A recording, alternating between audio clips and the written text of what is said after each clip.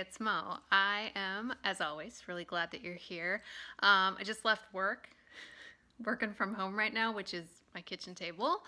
So I have like a, 4-second commute over here, and I've got some natural light, and I thought I would try to film quickly today. I'm trying to fit everything in. I think you are too. Life's a little topsy-turvy right now for a lot of people, so we do the best we can. And I want to talk about this eyeshadow palette from BH Cosmetics. This one I got about 3 or 4 weeks ago, I'd say, and it has been a surprise to me in a lot of ways.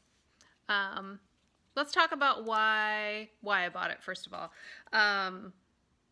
It's called Digital Future. Thought it was kind of a cool name. Generally, I like the BH travel palettes, like Smitten in Switzerland, Beautiful in Barcelona, Hanging in Hawaii. I have several of those, and they're a very good formula. But a lot of the other BH things I've tried have not been quite up to that level of quality. But this one interested me. First of all, it was kind of small, but it had all these colors in it. And I thought, well, I'll give it a try. So I bought mine at Ulta, and it was $12. And there are 16 shades in the palette. So this is the outside packaging. Kind of holographic. You can definitely see that on camera. Something I didn't notice actually until just today was that some of these shades have little asterisks on them, like that one. You see that? They're difficult to see. And then if you look really carefully down here, it says that those are pressed pigments and not intended for use in the immediate eye area.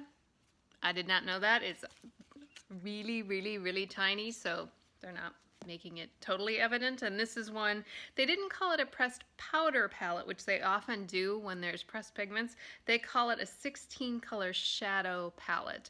So cosmetic companies are finding different ways to get around the things that are not intended for eye safety according to the FDA in the United States. A lot of these are considered eye safe in other countries, like in Europe and things like that. And often, in this case, in these shadows, at least from what I can determine, they're not pressed glitters. I believe it's because they contain probably certain dyes that can stain the skin or can cause a reaction in some people. I have never had that issue, but be aware of that, because I certainly was not until like yesterday I noticed that. But anyway, BH Digital Future, as I said. So this is the packaging, which looks just like the inside, and it's just a sleeve. And what's cool about this is it's a 16 color palette. Here's the packaging, by the way, I should show you that. So it's that whole digital future kind of cool looking shiny silvery stuff. So the palette itself looks like this. You open it and there is a mirror in there, and then here are the 16 shades. So the thing I'm going to say first is that these are smaller shadows than I typically prefer. Usually I don't prefer any pan size under 1 gram, which is pretty standard. These are about 0.6 grams each. And so that's definitely on the smaller side where eyeshadow pans are concerned. And normally I would cite that as kind of a drawback, but I'm kind of giving this one a pass because there's so many colors in here. There's 16 shades and it is only a $12 palette. So I'm gonna let it go this time. A lot of times I would criticize that particular thing, but I'm not going to. And the other reason I'm not criticizing it is because I am surprised at how good the formula is on this little palette. I've used, I don't know if I've used every single color in here, but I've used darn close to it. And there's great neutral shades, there's good transition shades. There's nothing incredibly deep. So if you want to do kind of a standard look with something in the crease, something in the transition, something to darken up the corner, that I don't know if you're going to find that color in here. Maybe this one, but I think this does not come off as dark as it looks in the pan. And there are a couple of these that are kind of similar. This is warmer, but those are similar-ish colors. So maybe in a perfect world they would have made one of these like a much deeper brown or whatever that would have been good for that purpose. But I have so enjoyed this little palette, And one of the reasons I've enjoyed it, like today's a great example. So I was like, okay, I'm gonna grab the Digital Future palette again, because every time I grab it, I've done something that kind of surprised me. And I thought I'd use this purple shade, you know, probably on the outer third or something, but no, I used it on my entire lid, which you can definitely tell. And I put this makeup on, let's see, how many hours ago? 12-ish hours ago, and this stuff is just hanging in there. It has not faded as far as I can tell. It still looks really good. It's still really vibrant. And so again, this thing has impressed me. Last week, I put this blue all over the lid in a similar way. I never wear blue eyeshadow, like never, and I loved it. I absolutely loved it. I put a picture of that on Instagram. I'll try to put it up here. But I really was so surprised by that, and every color in here has kind of surprised me. Like there's some basics, you know, there's like, oh, let's put this in the, you know, a little peachy transition color and kind of a paler pink, and then this is kind of a deeper mauve leaning burgundy. In fact, I did put that kind of in the transition area first today before I put this on, but that's all I have on. A little bit of this shade and almost all that shade. And I've said before, purples are pretty much my favorite eyeshadow. Purples, generally blue purples are my favorite, but this one is such a like pinky purple duochromy, like cool color that I absolutely love it. And my eyes are hazel, but you know, a color like this really brings out the green, which I think is kind of cool. So anyway, this is the palette, and I haven't heard anything about it.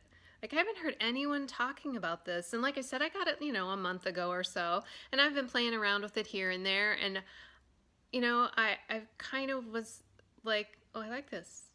No, wait, I like this. No, wait, I like this. It really kind of surprised me. I thought it would be okay. I thought the formula maybe wouldn't be great, but there'd be lots of colors to play with, or maybe the purple wouldn't really have much payoff, or maybe the blue would, you know, not be very good. But really, it's a really nice palette, and there's a lot of different textures in here. You'll see that better when we do the swatches. And when I bought it initially, I thought that perhaps it might be a good dupe for some higher end palettes I've been seeing that have kind of a peach and a pink and a bright pink and that kind of stuff. I haven't really come up with this being an exact dupe for anything, but it's got so much variety in it, and it's so much fun to play with that I think you might actually like this better than some smaller high-end ones, because it's a good formula and it's a lot of fun, frankly. Oh, and another thing, so this is really breaking a lot of my rules. So as I said, the pan size is smaller than I usually will go for, and there's no names. The colors don't have names. And even though that doesn't matter in the world, I like my eyeshadows to have names. I don't know why, but I like that, and this doesn't. And I'm like, I don't care. I love this palette. So, to swatching. We'll start here. We'll go across. We'll do 4 at a time. As I said, there's no shade names.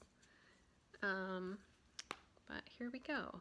And my hands are kind of dry from all the hand washing, so keep that in mind when I'm doing swatches here, that I am swatching out dry skin. So even that really light shade, often the light shades don't show up very well on me because my skin is so pale, but you know, it's got some color payoff even. You can see it's pretty opaque, and then these are just really nice shimmers.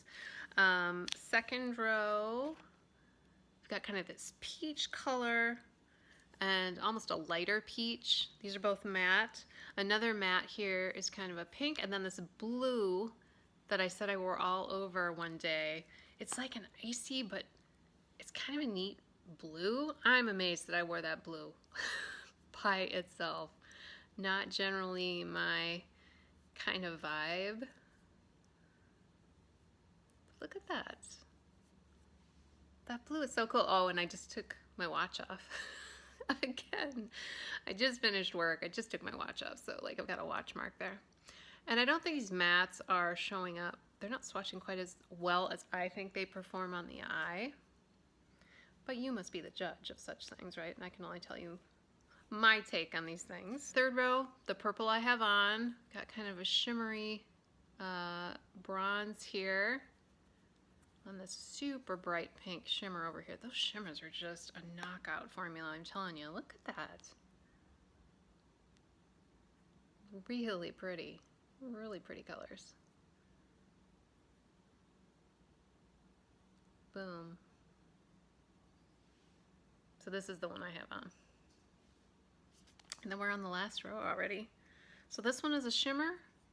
This is that matte that I mentioned is kind of a mauve leaning wine maybe. Another paler shimmer. And then a browner shade here. There are the shades.